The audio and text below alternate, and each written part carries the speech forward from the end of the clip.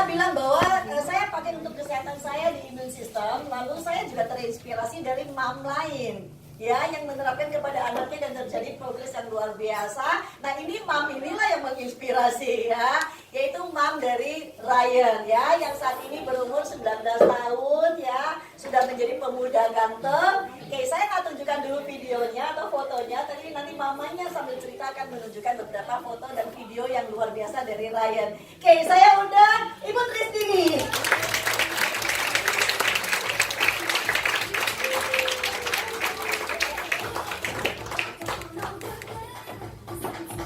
Terima kasih kehadirannya. Oke, oh bisa ya.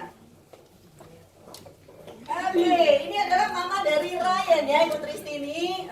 Beliau adalah ketika anak-anaknya lahir, beliau adalah eksekutif. Seperti pada umumnya ya, beliau juga kerja ya. Dimana kita sebagai eksekutif kadang-kadang, waduh, berbagi waktu antara anak dengan pekerjaan itu yang challenge ya. Nah sekarang kita mau dengarkan kesaksian ya, atau sharing ya lebih tepatnya, bagaimana pertama kali menemukan kondisi Ryan, proses mentalnya seperti apa, lalu apa yang dilakukan, dan progres selama beberapa tahun terakhir dari Ryan yang sangat menginspirasi orang di mana-mana sekarang ini. Oke, bisa diceritakan Ibu Tres? Ya, selamat siang. Selamat siang.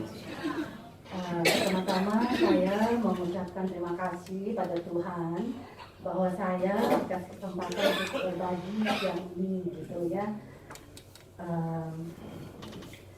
Ini nanti agak emosional, sebenarnya saya lagi deg-degan nih sekarang gitu ya, karena disuruh cerita gitu.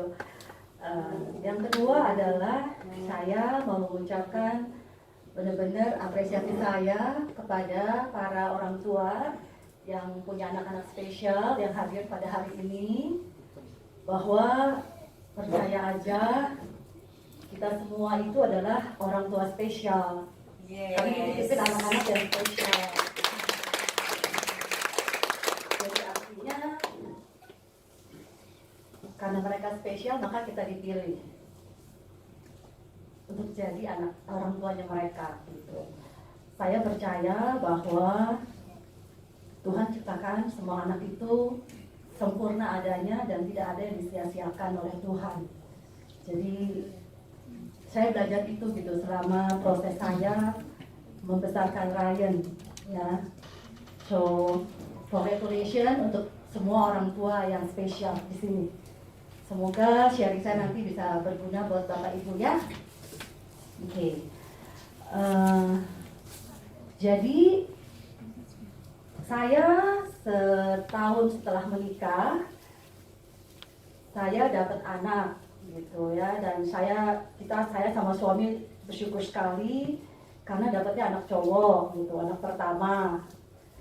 Terus karena masih muda ya, kan nggak ngerti gitu, jadi setelah 5 bulan Ryan lahir, saya hamil lagi gitu ya. So setahun kemudian lahirlah dedeknya perempuan gitu.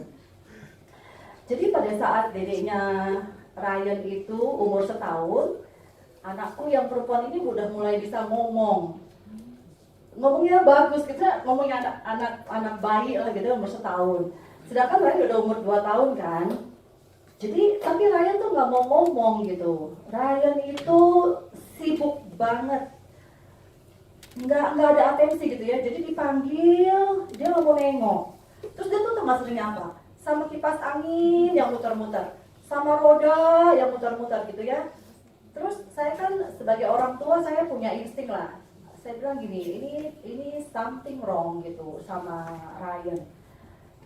Tapi mamiku bilang gini, sama suamiku juga bilang gini, ya anak cowok mah lama ngomongnya kan gitu ya. Ini tipikal ya. Benar nggak? Sering dengar ini kan? Ya. Karena saat itu kan tahun 99 itu belum banyak tahu tentang autism saat itu gitu ya. Terus suamiku juga bilang iyalah oke gitu ya. Jadi saat itu kita belum berusaha mencari solusi akademik, solusi yang dokter lah ya gitu, medis gitu. Jadilah kita tuh aneh-aneh gitu loh. Krokin cincin di lidah kan gitu ya, zaman dulu gitu.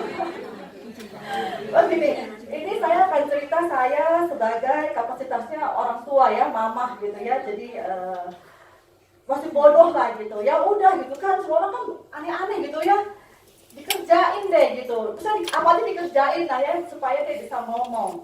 Tapi makin hari saya bilang, dia tuh nggak mau denger loh. Dipanggil tuh nggak mau nengok gitu kan, saya jadi bingung ya, ini apa ada yang salah dengan telinganya gitu. Akhirnya one day saya bawa dia ke RSCM, ke klinik tumbuh kembang balita dengan seorang profesor. Saat itu saya ceritain semuanya. Terus karena mau ngetes pendengarannya Ryan, takut ada tantangan gitu, jadi dites BERA. Bapak Ibu tahu nggak tes BERA itu? Itu anak dibikin tidur, benar ya? Padahal Ryan tuh gak bisa tidur, tau gak? Saya tuh deg-degan sama saat itu. Aduh Tuhan, gimana ya dia bisa tidur ya? Iya, Bapak Ibu, Ryan itu dahsyat sekali karena saking hiperaktifnya saat itu ya, dia tuh bisa tidur jam 2 pagi. Itu sangat melelahkan, buat saya itu melelahkan gitu. Aduh, bisa tidur nggak ya, bisa tidur nggak ya? Karena kan mau dites nih. Karena kalau nggak bisa tidur itu nggak bisa dites gitu, namanya tes BERA. Akhirnya puji Tuhan, dikipasin gitu ya, dikasih obat kipasin, terus dia tidur. Hasilnya pendengarannya oke, normal gitu ya. Saya bilang aduh puji Tuhan normal. Terus diukurlah kepalanya, ukuran kepala. Pengen tahu ukurannya normal apa enggak gitu loh, Ci. Terus dokter bilang, oh ya ini didiagnosa lah bahwa Ryan ada autism. Saat itu belum jelas namanya apa. Istilahnya tuh masih nggak jelas. Ada yang bilang ADHD, ada yang bilang Asperger. Saya shock banget gitu loh. Maksud saya, kita tuh keturunan kita nggak ada yang kayak gitu. Ya nggak sih? Jadi Semua orang tuh pasti gitu ya. Rasa iya, coba diteliti ulang. nggak ada loh Siapa gitu. tahu di sini ada yang keturunannya Michelangelo. Kan kalau katanya Michelangelo dan Pablo Picasso adalah mereka juga punya tantangan sebagai anak spesial, benar nggak? Iya. Terus to be honest ya, buat saya terima itu saya perlu waktu. Suami saya apalagi lah gitu ya, dia kan tersinggung sekali egonya dong. Benar gak? Cowok itu ya. Iya loh, tersinggung sekali gitu loh, bawa nama keluarga gitu loh, Ci. Terus dia bilang enggak, anak saya normal gitu.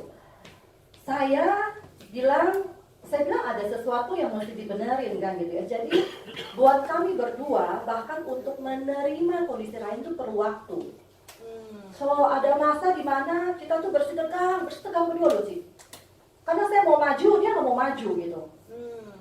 Iya kan, saya bilang ayo dong, ini mesti dibenerin gitu. Iya dia enggak, dia bilang enggak, oke aja kok, anak saya oke. Itu berlangsung selama bertahun-tahun. Jadi ada masa di mana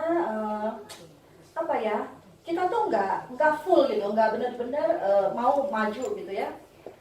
Saat itu dimulailah proses pencarian terapi gitu. Saat itu kan awal 2000 itu belum banyak sekolah-sekolah terapi ya, jadi kita kesunter sih.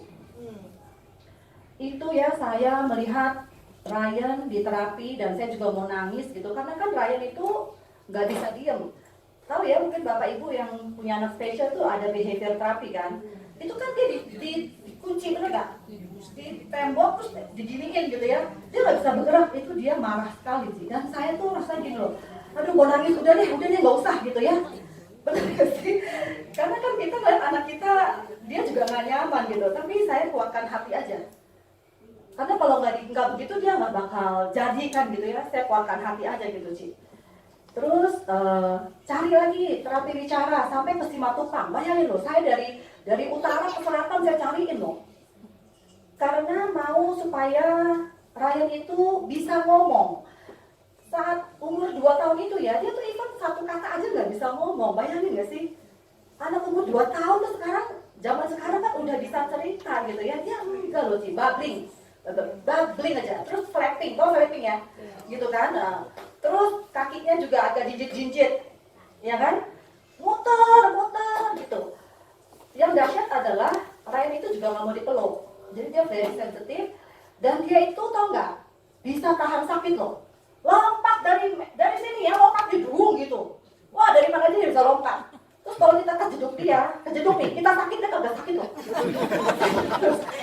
Iron Man. Dahsyat ya. Ya jadi artinya dia tuh punya taktilnya juga nggak sensitif banget kan. Nah terus sama tuh sepanjang itu saya tuh sama suamiku ya masih bersih tegang lah, ya kan. Padahal saya bilang iya, coba deh anak dia tuh sampai umur nggak bisa itu satu kata loh, ngomong papa mama aja nggak bisa, coba bayangin. Buat saya tuh penderitaan banget. Terus sejalan dengan waktu kita bawa dia ke dokter ya. Terus biasa ke dokter kasih obat bener ya untuk menekan hiperaktifnya.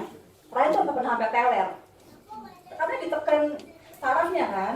Akhirnya kita bilang nggak mau deh anak saya jadi teler gitu, siang-siang dia tidur. So tidurnya tidur nggak normal gitu sih.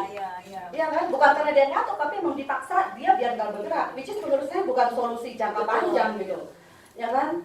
Terus prana, ya kan, gitu kan. Menarik loh. Jadi kalau prana itu nanti ada hubungannya nih sama solusinya gitu ya. Seminggu sekali tuh nggak saya bawa kemana? Ke Sunter, prana, dibuangin lah tuh ya energi yang kelebihan, ya kan? Lain kadang-kadang nih, kadang-kadang dibagi dia gini-gini juga. Ya, karena kan di prana begitu, gitu ya, dibuang. Dia kadang-kadang dibagi gini, prana, dia bilang gitu. Kadang-kadang ketawa deh, kalian bisa kadang bisa nangis, bisa ketawa gitu. Jadi kalau di prana, dia oke, tenang. Tapi kan sementara dulu ya, kan nggak mungkin tiap hari saya ke Sunter pranain dia, kan ya? Ya nggak mungkin lah gitu. Terus itu kalau prana ngantri, Ci. Banyak orang gitu. Itu nungguin ngantri ya, kadang-kadang nungguin dia duduk tenang kan. Dia mana mau sih ngantri. Nunggu lagi dari mobil ngadel kan gitu. Ya kan? Udah. Pernah juga kita dibawa ke BSD. Tau nggak karmio sakral? Mungkin orang tua spesialis tahu ya. Itu tau nggak diginiin sama suruh tidur, dikasih gini, ada orang yang punya energi, dia tidur. Tapi cuma sementara. Hampir tau nggak? Pernah one day gini. Bapaknya tapi bilang gini, udah papanya aja belajar kardio sakral. Jadi di rumah Bibit disuruh kardio sakral diterain. Itu pernah gitu. Sampai suami saya tuh mau belajar supaya gak usah capek-capek ke Serpong gitu ya, ke BSD. Pernah tau balur ya? Dokter Greta yang di Otista. Itu katanya ngebuang logam berat detox. Kita jalanin. Itu dahsyat loh. Jadi dia selama sejam tuh dibalur di atas meja tembaga, dikeluarin logam beratnya gitu ya. Di rumah dikerjain juga tuh Ci. Ngebalur tiap hari ya. Ada kopi lah, ada vitamin C lah. Terus dijemur lah gitu ya. Wah dahsyat deh. Terus kita pernah juga hembing ya. Itu terkenal tuh. Wah. Lengkap ya. Ya. Ini pokoknya apapun yang itu ya saya cari lah gitu. Hembing itu dahsyat kan. Aduh dia sampai terus gini. Kan kita pertama ya karena terinspirasi sama orang dong Ci. Bisa nih pada bagus. Datanglah saya gitu. Ngantrinya banyak banget loh Ci. Terus tau nggak? Itu ya saya sampai mau nangis loh. Diginiin dipaksa tidur sakit kan. Tapi dia dikekepin gitu loh. Saya tuh sampai mau berontak. Suami saya marah terus itu. Maksudnya kok anak gue jadi kayak apa ya? Kayak sapi gitu gituin kan. Nah sampai itu tuh tiap hari loh. Tiap hari dan ada jamu godoknya ya. Sampai luka kepala itu korengan. Karena saking tiap harinya. Nah efeknya adalah klien trauma. Tiap kali mau ke situ belum nyampe kalau jalan dia nangis. Trauma. Karena sakit, buatnya sakit sekali gitu kan. Akhirnya Win bilang stop, saya nggak mau gitu. Stoplah kita. Itu traumanya ya sampai bahkan setelah selesai terapi beberapa bulan dia masih trauma. Tiap kali lewat dia peluang nggak mau ke situ dia tetap trauma nangis. Karena dia pikir mau ke situ gitu ya. Jadi sebenarnya Bapak Ibu yang kita lakukan pada anak kita itu membawa efek termasuk trauma yang kita nggak tahu gitu. Ya. Terus apalagi? Karena katanya anak-anak ini ada alergi. Terus kita tuh sampai bawa itu darah itu tes sampai ke Amerika. Ya, jadi diambil darahnya terus dikirim ke Amerika, terus balik hasilnya dengan segepok hasil gitu ya. Ternyata Ryan itu alergi dairy products, produk susu dan olahannya. Seketika itu juga kita stopin susu sapi gitu kan masih pakai kaleng gitu ya. Disetopin, terus bingung juga loh Ci. Jadi susunya apa dong? Iya kan? Kembali lagi asli. ya. Terus udah gitu, di usia sekitar 7-8 tahun dia pernah hilang dari rumah. Kabur gitu ya, bukan kabur lah, dia nggak Dari ngerti. mana, hilang di mana? Ya, sebenarnya gini, dia bukan kabur, dia kagak ngerti, bener nggak? Dia, wah gini loh, itu saat itu dia belum bisa ngomong kan, dan dia pokoknya gini, kalau dilepas pasti lari, gitu ya, karena anak ini hiperaktif gitu. Jadi biasanya itu di rumah tuh ada 2 mbak yang ngurusin dia. Nah, hari itu adalah mau puasa, mau lebaran. Jadi si mbak itu kan pulang kampung ya, dianterin sama supir gitu.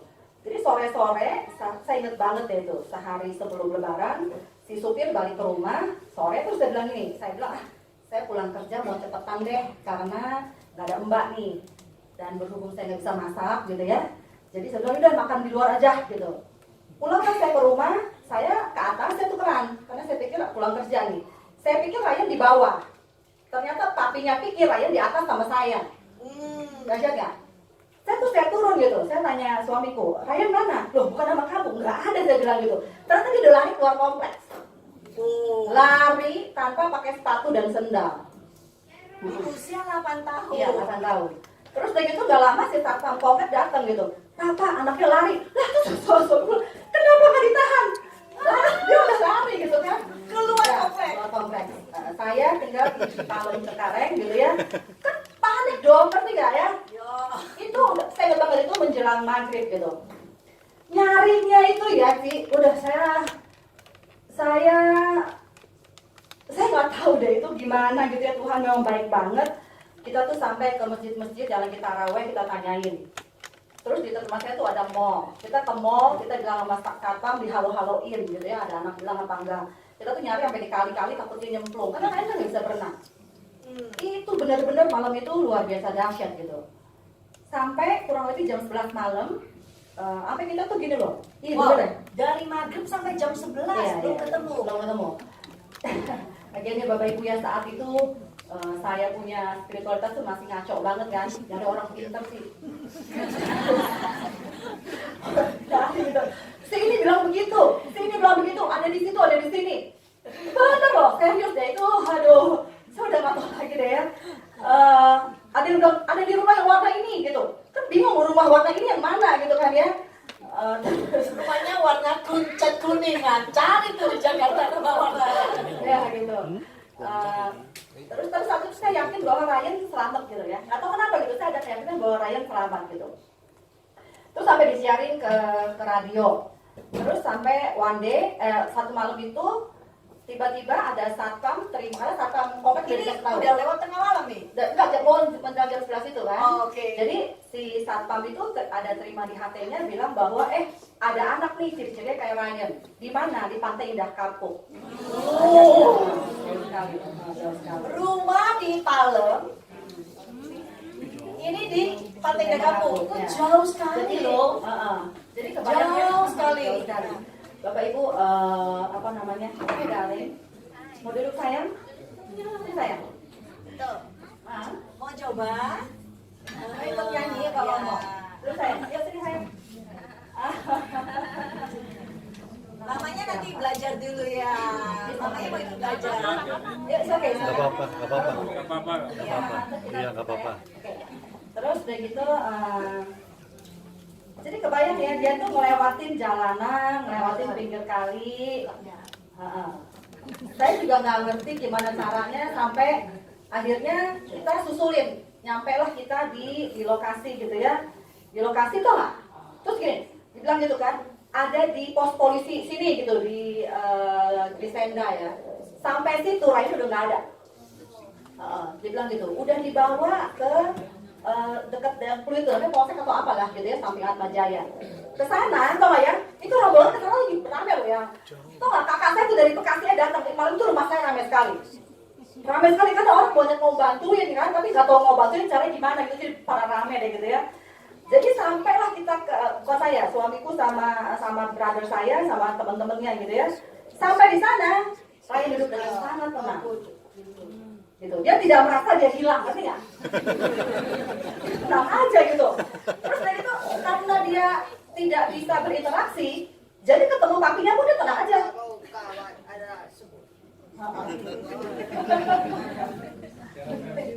Jadi dia si Ryan ketemu suami saya juga tenang, nggak merasa kehilangan, nggak merasa mau meluk gitu kan. Jadi kalau saya bilang ini benar anak-anaknya Pak, kan gitu, benar ya? Jadi waduh pokoknya dia, nah for your Oh, tak information, ini bapaknya sama anaknya. ya gitu. For your information, saya Chinese, suamiku Flores, oke? Ryan itu putih, ini modelnya. Pada saat mau dijemput, polisi bingung ini benar bapaknya apa enggak kan gitu ya? Mungkin polisi pikir jangan ketemu cuma Dan saat itu kan udah sendirian, serombongan orang Flores gue lagi. Benar gitu ya. Jadi dia orang Flores menjemput anak putih gitu. Sayang, itu terus saya. Dedeknya duduk. Ya. Kita mau duduk sama mama. Terus akhirnya untung ada kakak saya yang juga putih, jadi bilang ini memang anaknya gitu ya. Lebih kayak Ryan ya. Iya, kurang lebih kayak gitu. Jadi akhirnya dia pulang, itu pas pulang ya Cia itu udah pada kotor-kotor ininya apa bajunya, terus kakinya tuh udah ada lecet-lecet telapaknya ya karena dia lari jalan tanpa ada sepatu dan sendal gitu. So Dari Palem sampai Pink Ya. tanpa sepatu ya. saya bilangnya Tuhan jagain Ryan sih malam itu Tuhan benar-benar jagain. Kebayang nggak kalau bisa ada angkot angkat dia? Dahsyat loh sih. Iya. Ya kan. Terus apa namanya besoknya kami nampak tilas. Aduh Ci, saya tuh pengen merinding loh. Saya nggak ngebayangin anak kayak begitu ya bisa ngelewatin jalan kayak gitu dan nyebrang gitu ya, nyebrang jalanan lewat pinggir kali malam-malam gelap dan dia nggak merasa apapun gitu. So Bapak Ibu, I know yang punya anak-anak spesial ya, saya tahu perjuangannya kalian. I know, gitu ya. Jadi never give up. Jangan, never give up. Ya. Tuhan bekerja aja. Tuhan pasti bekerja karena anak semua diciptakan sempurna kok, gitu. Ya, justru kita dititipin karena kita juga mau jadi yang sempurna juga kan, gitu ya. Karena kita spesial maka kita dapat anak spesial gitu. Yes. Hmm. Very true ya. Ya.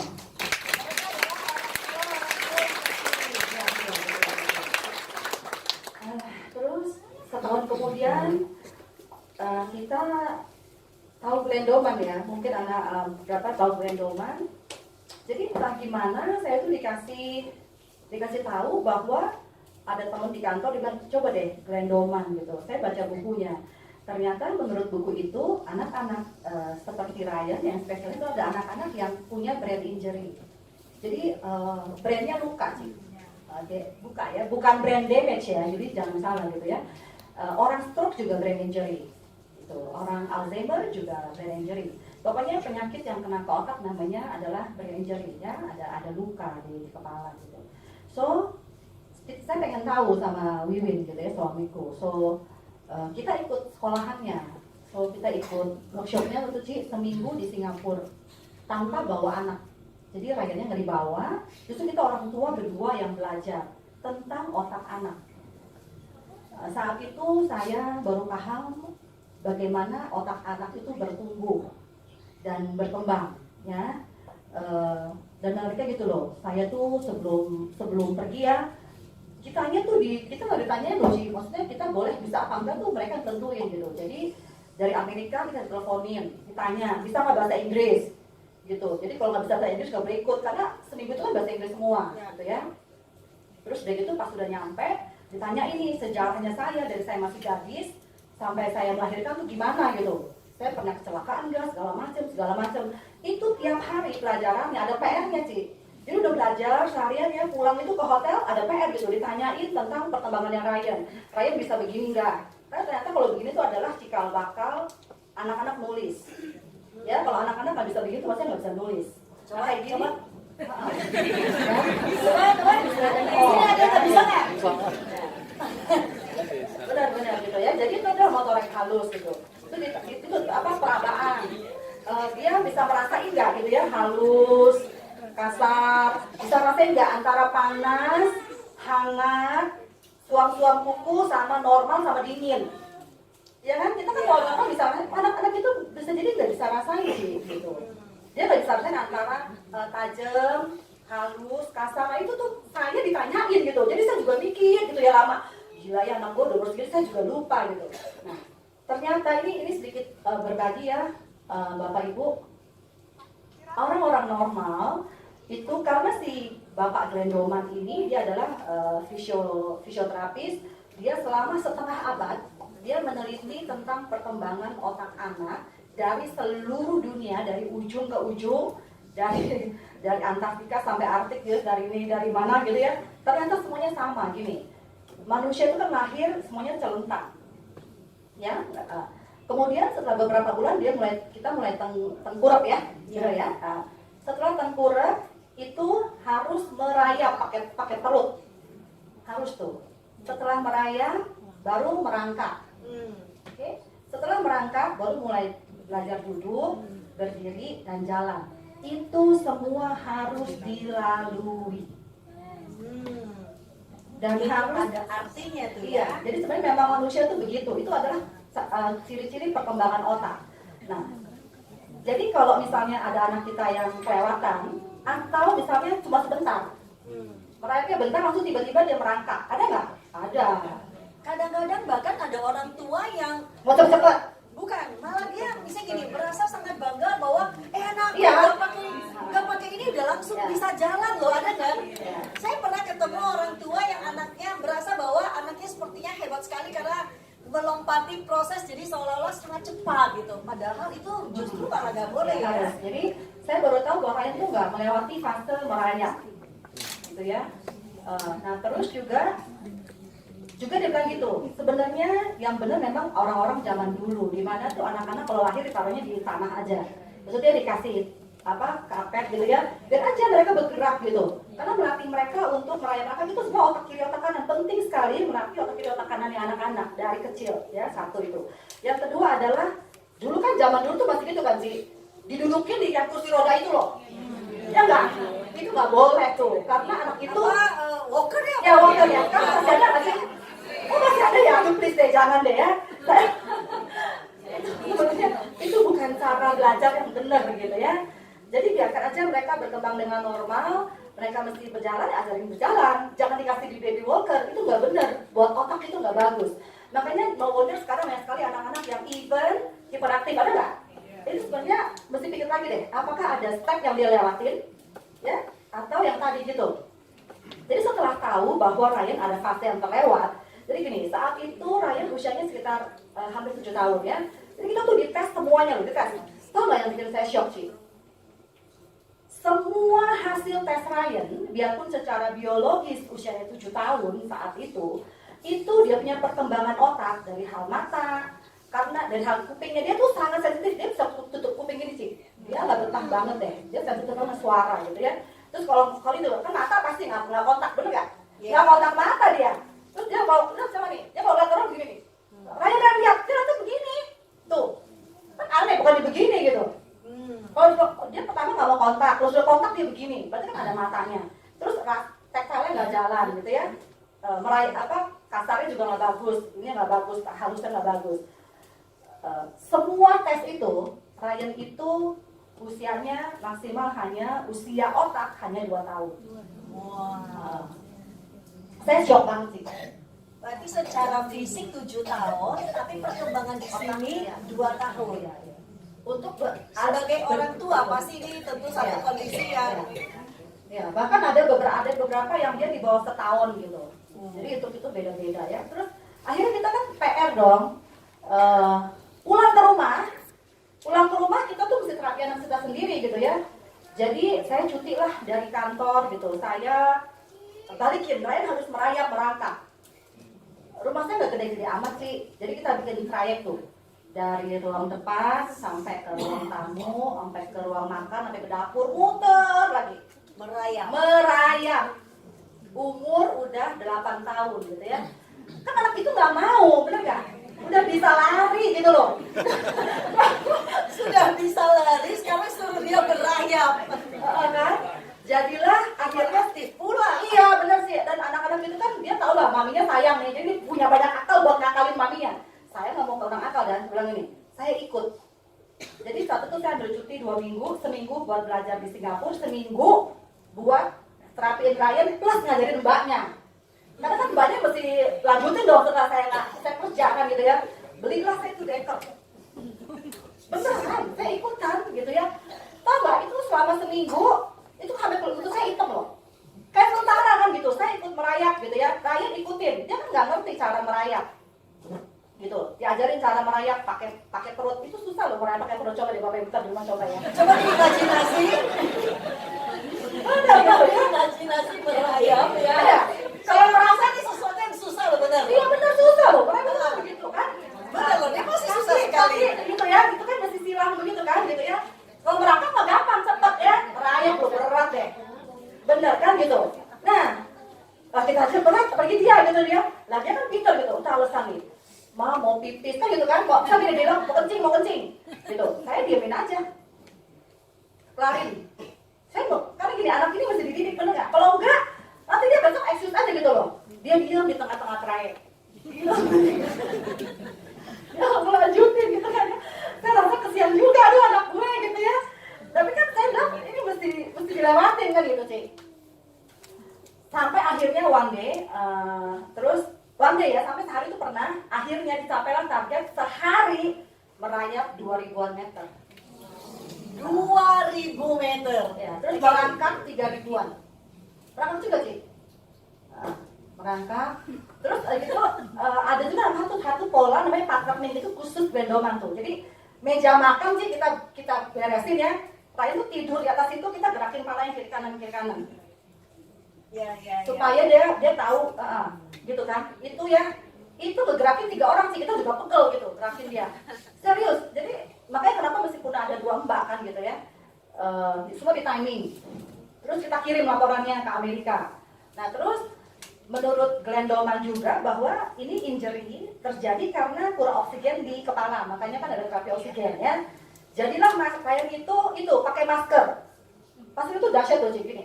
Ini apa saya cerita agak panjang ya, supaya tahu bahwa memang itu Penting nggak pengetahuan seperti ini? ya kita Sebenarnya ini pengetahuan yang tidak hanya dibutuhkan kepada spesial ya.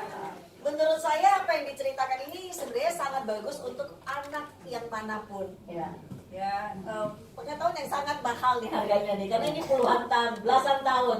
Ya, kita terima jadinya. Iya betul. Jadi gitu, sangat penting tuh oksigen lari ke otak untuk siapapun, terutama untuk anak-anak ini. Jadi gini loh sih, kita tuh namanya masking. Nah untuk bisa dapet, untuk boleh masking di rumah, jadi cuma itu sih bikin apa sih namanya plastik biasa loh, plastik yang buat gula kiloan itu dibolongin sih. Kita pasang begini, gitu ya. Tapi untuk bisa lakuin itu mesti diizinin dari Amerika. Tahu syaratnya apa? Ryan mesti ke dokter anak, dibilang bahwa dia tidak ada kelainan jantung dan paru-paru, supaya boleh lakukan itu. Karena kalau kan tiba-tiba dia nggak nafas kan, iya, gitu kan.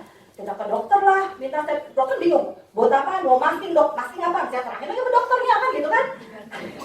Ya udah boleh dikirim. Terus kita bikin. Jadi gini, dia pasang begini ya, pasang kan ini nggak nafas nih. Kita tanya itu Ci, karena jangan kelamaan tadi dia nggak nafas beneran gitu. Pertama-tama dikit, lama-lama sampai semenit. Jadi begitu, karena begini kan ditahan nggak nafas nih. Begitu dibuka, dia begini kan, itu oksigen naik banyak ke otak. Nah itu gunanya. Itu gunanya gitu. Jadi sebenarnya napas panjang itu penting sekali buat kita. Ya, nggak cuma buat anak-anak spesial. Siapa yang suka lupa? Siapa yang lupa? Kayaknya kurang oksigen juga tuh. Ya gitu ya. Jadi kurang oksigen juga gitu. Udah deh ya pokoknya. Nah terus jadi menarik. Itu pakai penting untuk otak tuh kiri kanan tuh jalan gitu. Terus ya kita bikin tuh Ci balok titian. Ryan buat jalan di atas balok kan. Buatnya kan mesti fokus gitu. Kita bikin warna-warni biar dia menarik. Terus kita bikin monkey bar, tuh nggak monkey bar? Ya bikin monkey bar supaya dia fokus. Kita bikin warna biar dia bisa nyebut warna-warnanya gitu, berantungan. Jadi Ryan tuh kayak militer loh. Selama masa itu adalah dia homeschooling karena nggak bisa ikutin sekolah kan. Nah, tentang sekolah itu tuh Ryan, karena kan anak kayak gitu ya dahsyat ya. Tahu nggak? TK aja tuh pernah berapa kali gitu loh, TK loh, dahsyat nggak tuh anak ya. Terus SD kelas 1 gitu, pernah nggak naik kelas juga. Dan mari ingin saya cerita ya, ini pelajaran dari bapak ibu ya. Saya masukinnya ke sekolah umum saat itu, karena saya pikir ya udahlah, kita maunya anak kita normal, bener nggak? Masih denial nih, denial berarti anak saya pasti bisa lah sekolah normal gitu. Saya paksain, ya dia nggak bisa juga di kelas dia begitu aja. Sampai one day gini, itu karena sekolahan dulu yang bikin papi saya, jadi mereka mungkin gak enak hati kan nolak cucu yang punya gitu ya.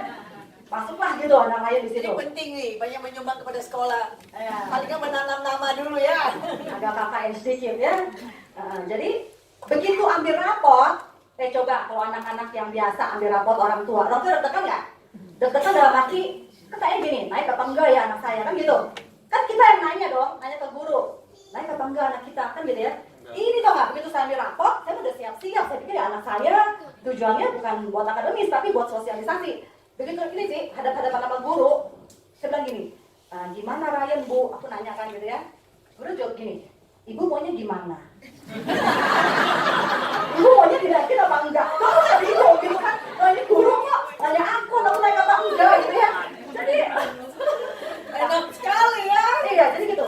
Ibu maunya gimana? Ryan naik nggak? Sedih loh, itu udah titik balik saya bilang gini, dahsyat ya, berarti selama ini saya buang waktu.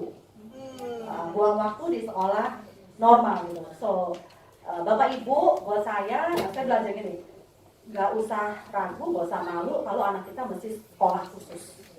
It's okay. It's okay gitu, karena dia akan belajar sesuatu yang penting. Nah, akhirnya kan kita sekolah homeschooling tuh sih.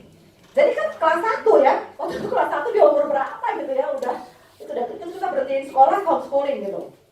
Nah, pas udah umur 11, kan saya kayak gini, aduh anak saya kok nggak sekolah normal ya gitu, nggak sekolah biasa gitu. Akhirnya sebenarnya cari sekolah, karena dia nggak sosialisasi dong kalau di rumah ya kan. Cari sekolah, dapatlah saya sekolah khusus gitu ya. Kan takut loh Cik, umur 11 itu biasa orang udah kelas 6 SD, bener gak? Ya, Udah mau hampir umur 11 udah Ya. kelas 5, kelas 6 Ya ya. kan gitu. Anak saya kelas 1 juga belum selesai. Oke. Kan takut nih, aduh anak gue diterima nggak ya? Kan kalau sekolah biasa ada faktor umur kan. Ya. Kadang-kadang kalau ketuaan ditolak, bener ya? Saya nggak berani, aduh anak saya bisa masuk nggak ya gitu kan. Karena kalau sekolah umur pasti nggak bisa diterima. Balik ke kelas 1, ya nggak mungkin lah umur segitu. Teman-temannya anak-anak kecil, anaknya udah gede banget kan gitu ya. Akhirnya saya ke sekolah itu, terus dites nih 2 hari loh. Tadi dites, ada psikolog, ada akademis, ada segala macam.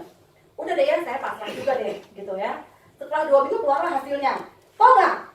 Kan dia nggak lulus kelas 1. Di situ dia naik kelas 3. Wah, saya seneng banget gitu ya. Anak saya kelas 3 gitu. Nah, terus akhirnya saya jalanin. Jadi ada nggak progresnya? Yes, ada, tapi sangat lambat. Jadi Ryan masih belum bisa ngomong, belum bisa bikin kalimat gitu, belum bisa komunikasi. Sampai one day di tahun 2012, saya dengarlah ada Food for the Cell.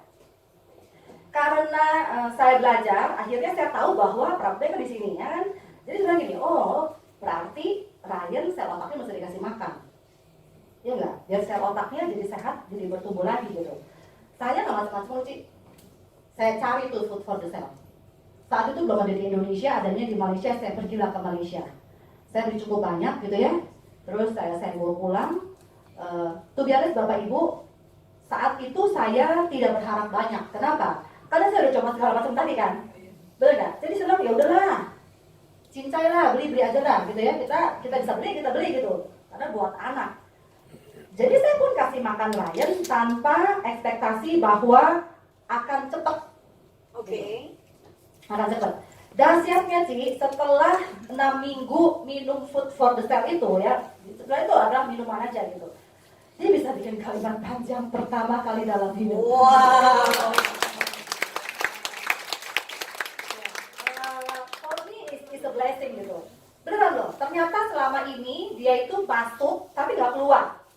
Keluarnya nggak bisa gitu. Jadi dengan kasih makan ini, itu otaknya jadi kayak gitu loh. Kayak ada ya Klik gitu. ya, kayak kali itu pegang box, ada kuncinya gitu loh, Ci. Ya. Kayak gembok itu dibukain gitu. Intinya sebenarnya proses-proses dari terapi itu sebenarnya ada manfaat, tapi enggak Iya, gong, pas ada kegembok. enggak gong gitu ya. Ya, itu saya kayak gemboknya itu dibukain dan dia bikin kalimat panjang gitu sampai seperti tadi kan orangnya. Saya bilang tenang aja, itu pasti dahsyat ya orang. Saya yakin banget gitu. Karena lagi kayak gitu. Bikin kalimat panjang, saya bilang sampai nangis, saya bilang aduh puji Tuhan gitu ya. Saya bersyukur banget. Nah, mulailah dia mulai bisa bikin kalimat, udah mulai paham, udah bisa ngerti gitu ya. Nah, tapi dahsyatnya adalah tetap nggak bisa tenang. Tetap itu namanya tidur jam 2 pagi. Aduh dahsyat ya itu Ryan. Kita tuh terlatih belasan tahun tidur jam 2 pagi, kebayang nggak? Gini ya, kita nih di tempat tidur nih. Ryan bobo. Semenit juga ya, lompat lagi sih. Nah, kalau kita udah tidur dia masih lompat-lompat sampai kita nggak tahu dia kapan tidurnya gitu. So dia udah bisa mulai ngomong, tapi hiperaktifnya masih belum bisa ketemu gitu ya. 2014 saya diperkenalkan dengan gelombang harmonis, gitu ya. Kan tadi Ibu, si Ryan kalau di prana dia tenang, bener ya? Di karma sakral dia tenang, berarti itu harmonis kan? Iya. Nah, pas saya dapet ini, saya mah itulah Cila, saya mah agak gampang-gampang aja. Nggak usah pusing di barangnya apa, gimana, yang penting begitu didengar gini. Begitu si dokter Sofai bilang, dokter Carlos bilang gini, ini mengharmonisasi gelombang, saya langsung klik. Saya nggak peduli dia bilang apa lagi deh. Because I know. Oh, ini teknologi di Yes, belakangnya. benar. Yang penting hasil akhir ya. Benar gitu. Karena gini, ini cerita ya. Ini gini. Kayak kita ini sebenarnya gini loh. Mesti begini. Secara gelombang tuh mesti harmonis nih. Badan kita tuh mesti begini. Baru kita tuh bisa begini tenang. Nah, Raya tuh begini. Keluar. Bukannya dia nggak mau, dia nggak bisa gitu kan. Jadi karena saya tahu gelombang yang nggak harmonis, dia hanya bisa tenang di lingkungan yang harmonis. Saya langsung beli saat itu juga. Oke. Saya langsung beli. Apa yang dilakukan? Nah kan gini, ini sama ya untuk kita masih. Pokoknya gini deh, saya tuh gini, Bapak Ibu never give up deh, ya benar nggak? Tuhan pasti kasih solusi gitu loh. Yang penting kita jalanin aja gitu, itu kan saya gitu ya.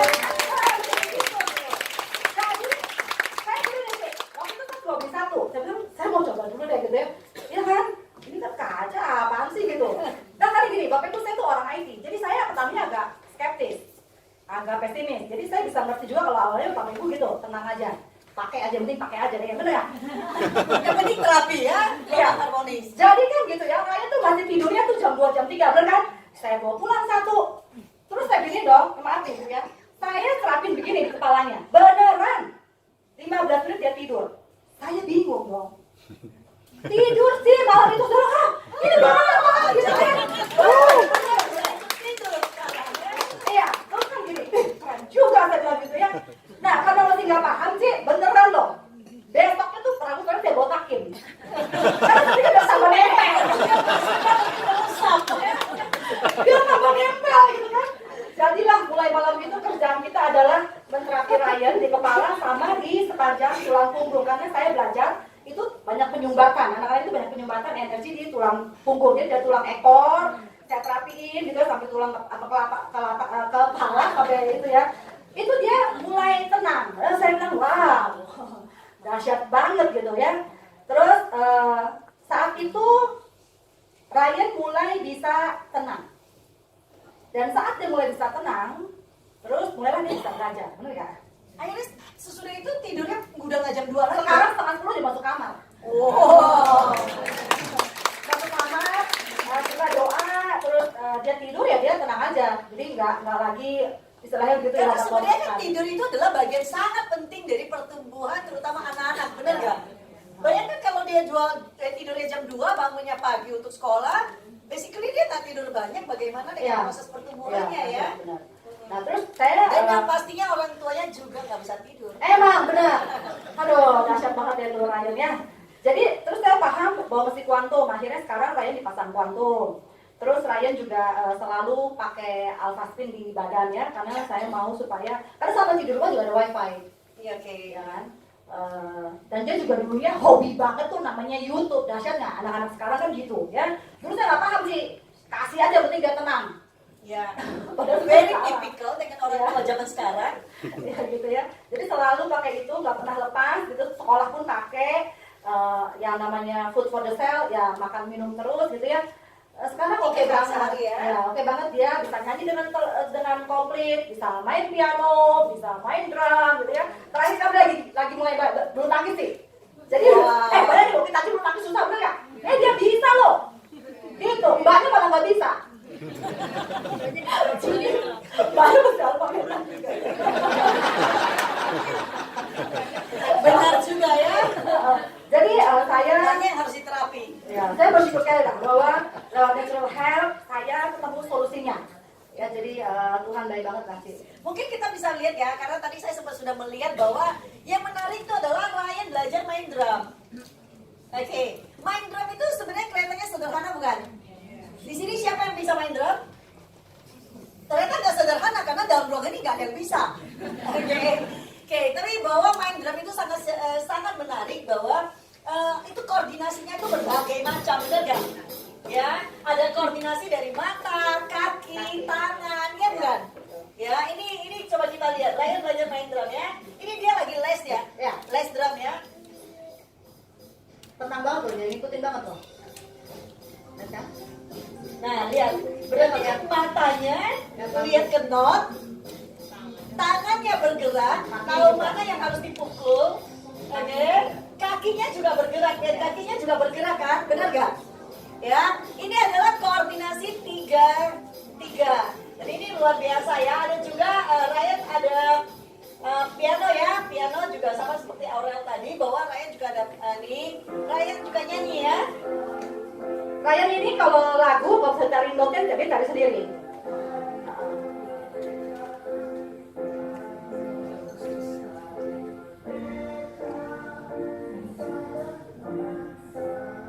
Bagus tuh. Ada Ryan main basket ada nggak ya? Oh ini. Bagus ya, kata-katanya jelas banget ya.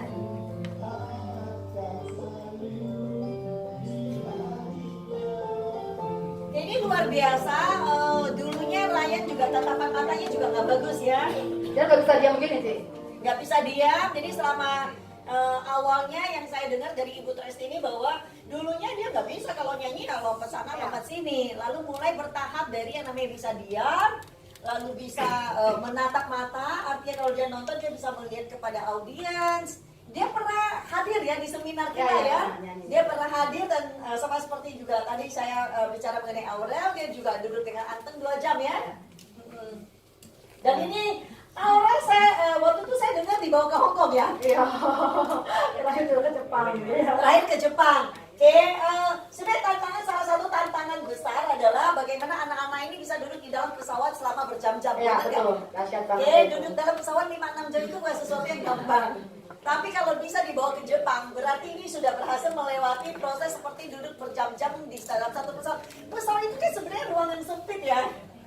Benar nggak? Meskipun kita naik pesawat yang besar pun tetap adalah ruang yang sempit. Dan ini bisa luar biasa. Tentunya ini adalah kebahagiaan yang tidak ternilai harganya. Betul.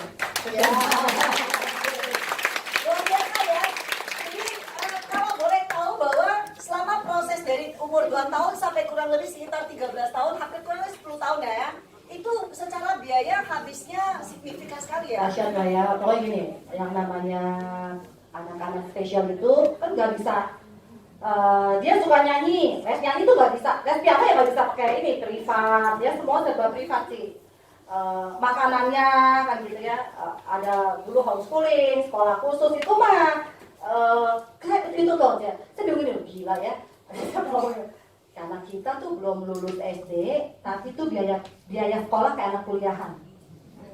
Karena very special kan gitu. Terus dihitung-hitung ya, Ci, itu kita pernah hitung sih, kurang lebih 1 miliar sudah lewat lah. Ya, selama proses kurang lebih 10 tahun ini Lewat. sudah lebih dari 1 M Tapi ya. saya puji Tuhan juga ya. Kadang-kadang gini loh, gila ada siapa mungkin kita bisa lewatin ya gitu. Maka Tuhan, don't worry, don't give up. Sementara terapi gelombang harmonis terasa. Iya, aduh murah meriah. Waduh sekarang mas saya udah kepilih lain, udah pakai itu aja deh. Murah banget gitu saya. Sekarang itu Ryan nggak ada suplemen apapun, hanya Food for itu, sale? ya hanya food for sale, minum air Living water, sama pakai tadi gelombang harmonis ya. Dan dahsyat tadi, terutama ya pasti ada up and down lah ya, namanya anak-anak remaja, bener ya? Anak remaja up and down, bener ya? Nah, iya kan gitu. 19 tahun gitu Iya, gitu kan. So for me, ya whatever it is now, saya bersyukur dan saya bilang ya oke aja, let's do it gitu. Jadi bukan karena dia spesial terus kita jadi worry too much. Anak normal aja kita worry too much, bener nggak? Iya. Anak umur segitu gitu loh. Ya, Oh, luar biasa. Iya, iya. Ya, jadi artinya bahwa sebenarnya konsep natural health ini benar-benar menggongkan banyak proses-proses yang Yes. sebelumnya terjadi ya. Dan investasi yang sangat worth it tentunya Iya. ya. Murah banget sih. Oke, luar biasa ya. Jadi sebenarnya adalah bagaimana kita menemukan jalan yang tepat sehingga bisa memberikan anak-anak kita tuh satu proses bertumbuh yang efektif ya.